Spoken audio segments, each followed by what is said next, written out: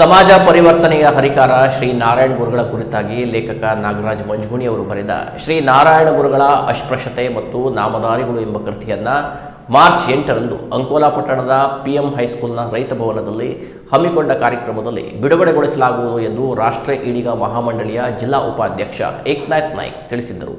ಅಂಕೋಲಾ ಪಟ್ಟಣದಲ್ಲಿ ಕರೆದ ಪತ್ರಿಕಾಗೋಷ್ಠಿಯಲ್ಲಿ ಕಾರ್ಯಕ್ರಮದ ಆಮಂತ್ರಣ ಪತ್ರಿಕೆ ಬಿಡುಗಡೆಗೊಳಿಸಿ ಮಾತನಾಡಿದ ರಾಷ್ಟ್ರೀಯ ಈಡಿಗ ಮಹಾಮಂಡಳಿಯ ಜಿಲ್ಲಾ ಉಪಾಧ್ಯಕ್ಷ ಏಕನಾಥ ನಾಯ್ಕರು ಕಾರ್ಯಕ್ರಮದಲ್ಲಿ ಕರ್ನಾಟಕ ಆರ್ಯ ಈಡಿಗ ನಾಮಧಾರಿ ಸಂಘದ ಜಿಲ್ಲಾಧ್ಯಕ್ಷ ಮಂಜುನಾಥ್ ಎಲ್ ನಾಯ್ಕ್ ಈ ಕೃತಿ ಬಿಡುಗಡೆಗೊಳಿಸಲಿದ್ದು, ತಾಲೂಕು ನಾಮಧಾರಿ ಅಭಿವೃದ್ಧಿ ಒಕ್ಕೂಟದ ಅಧ್ಯಕ್ಷ ನಾಗೇಶ್ ನಾಯ್ಕ್ ಆಚಾ ಅಧ್ಯಕ್ಷತೆ ವಹಿಸಲಿದ್ದಾರೆ. ಅತಿಥಿಗಳಾಗಿ ತೋಟಗಾರಿಕೆ ವಿಶ್ವವಿದ್ಯಾಲಯದ ನಿವೃತ್ತ ಪ್ರಾಧ್ಯಾಪಕ ಮತ್ತು ಡೀನ್ ಭಾರತ್ ಗ್ಯಾಸ್ ವಿತರಕ ವಿಜಯಕುಮಾರ್ ನಾಯಕ್, ಆರ್ಯ ಈಡಿಗ ನಾಮಧಾರಿ ಸರ್ಕಾರಿ ನೌಕರರ ಸಂಘದ ಅಧ್ಯಕ್ಷ ಸುರೇಶ್ ನಾಯ್ಕ್ ಆಗಮಿಸಲಿದ್ದಾರೆ. ಇದೇ ಸಂದರ್ಭದಲ್ಲಿ Udaya Nayak, UD Naik, MP Naik, Damodara G Naik, Venkappa T Naik ಇವರಿಗೆ ಬ್ರಹ್ಮಶ್ರೀ ನಾರಾಯಣ ಗುರು ಪ್ರಶಸ್ತಿ 2026 ಪ್ರದಾನ ಮಾಡಲಿದ್ದಾರೆ ಎಂದು ತಿಳಿಸಿದರು.